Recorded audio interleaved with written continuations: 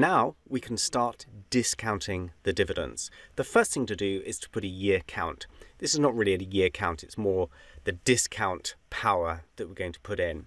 So we'll start with 0.5 in the first forecast year and then add 1 to it and then just copy that right, and that will form the power. And it's worth doing a discount factor formula rather than just using a simple NPV function, because on a paper printout or a PDF you can see the direct mechanics of what's going on with the discounting. So we're going to take what equals 1 divided by 1 plus the discount rate, which is the same cost of equity as the capital asset pricing model above. So I'm going to take that 8.26, absolute reference it, and then I'm taking it to the power of that 0.5 in the first year.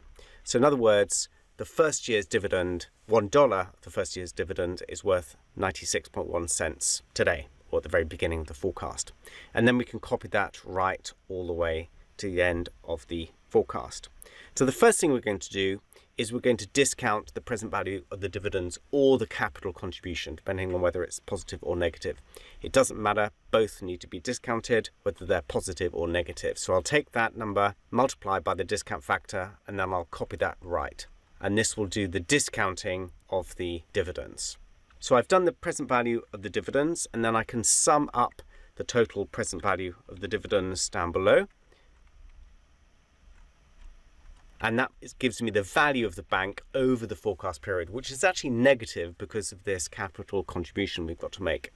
But remember, the value of the bank doesn't just fall off a cliff edge at the end of the forecast. What we can do now is we can take that terminal value calculation that we did before, and I'm going to multiply that by the discount factor. And because we're using the Gordon growth model, that is actually a cash flow number because it's the present value of a stream of dividends.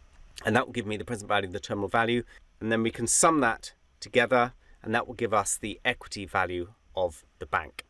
Now, normally what we would do is calculate an implied LTM PE multiple, but because this is a fast-growing challenger bank, it's actually unprofitable in the historical year. So it wouldn't make sense to do a historic PE multiple, but it does make sense to do an implied price to book value multiple.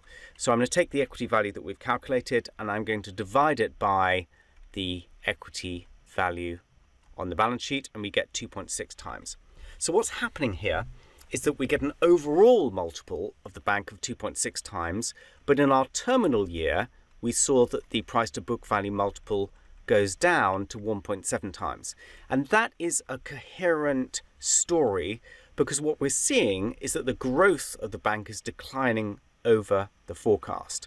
If you go up to the assumptions, you'll see that the key driver of this bank is probably deposits or loans. It can be either or. So if we just go to the balance sheet assumptions, which are right at the very top, yes, loans and advances to customers growth, you can see 90%, 70%, 50%. So the growth rate is declining to a kind of steady state in 2021 of 6%.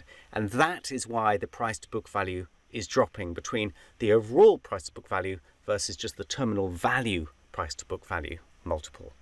So that's a dividend discount valuation of a bank.